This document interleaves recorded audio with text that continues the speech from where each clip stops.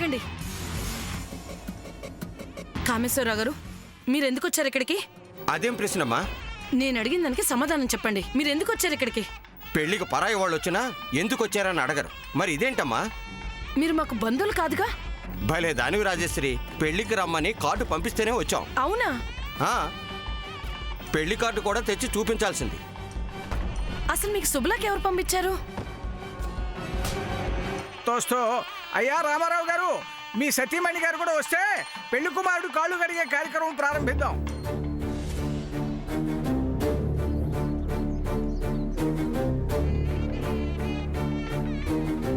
లక్ష్మీ క్షీర సముద్ర రాజధాని శ్రీరంగధర్మేశ్వరీం దాసీ భూత సమస్త దేవనితాం లోకైక దీపం.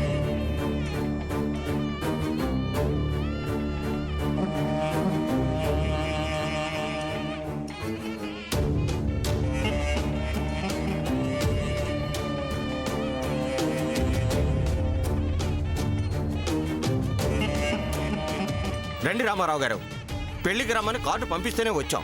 కానీ మీ ఆవిడ గారు ఎందుకు వచ్చారని అడుగుతున్నారు.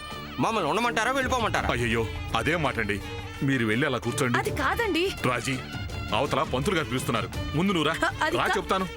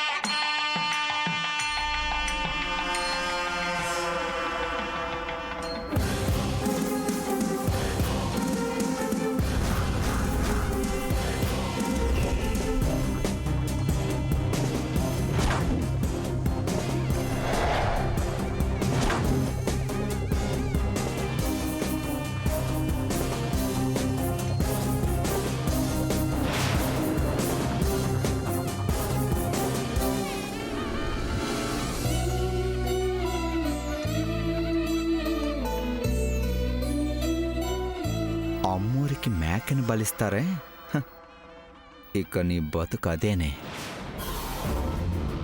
ఇన్నాళ్ళు వాడితో శామ్తో కలిసి ఆడిన నాటకాలన్నింటికి ఒక్కొక్క దానికి ఒక్కో హింస. ఇక మీదట నీ బ్రతుకంతా నా కాళ్ళ దగ్గరే ఫినిష్.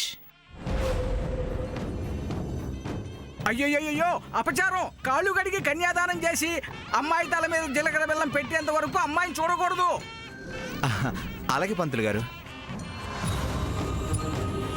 మా పద్మని చూడకుండా ఒక్క క్షణం కూడా ఉండలేరు అల్లుడు గారు. అవును కదా పద్మ?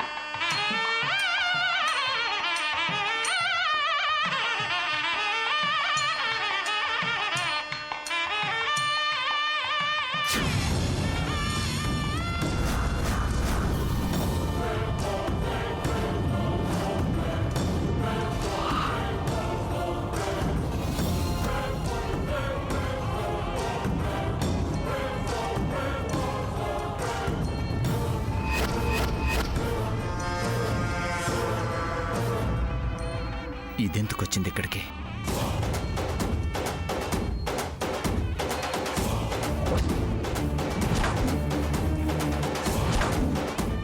అల్లుడు గారు పళ్ళల్లోంచి కాళ్ళు తీసేస్తే